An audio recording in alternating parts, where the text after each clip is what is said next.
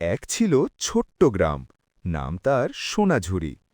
সেই গ্রামে থাকত এক কৌতূহলী মেয়ে, তার নাম লাবণী। একদিন বিকেলে লাবণী বনের ধারে খেলতে খেলতে হঠাৎ দেখতে পেল একটি ঝলমলে নীল প্রজাপতি। প্রজাপতিটি আসলে ছিল জাদুর দেশের দূত।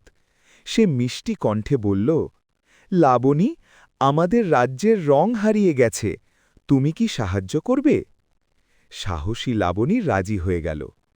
প্রজাপতির পেছন পেছন সে পৌঁছাল রংধনু পাহাড়ে। সেখানে দুষ্টু ধূসর জাদুকর সব রং চুরি করে লুকিয়ে রেখেছে। লাবণী ভয় পেল না। সে হাসি মুখে বলল, রং সবার জন্য, একা রাখলে সুখ পাওয়া যায় না। তার মায়াভরা কথায় জাদুকরের মন নরম হয়ে গেল। সে সব রং ফিরিয়ে দিল। সঙ্গে সঙ্গে আকাশে ফুটে উঠল ৭ রঙের রংধনু। ফুলেরা ফিরে পেল তাদের রং, পাখিরা গাইতে লাগল মিষ্টি গান। জাদুর দেশ খুশিতে ঝলমল করতে লাগল।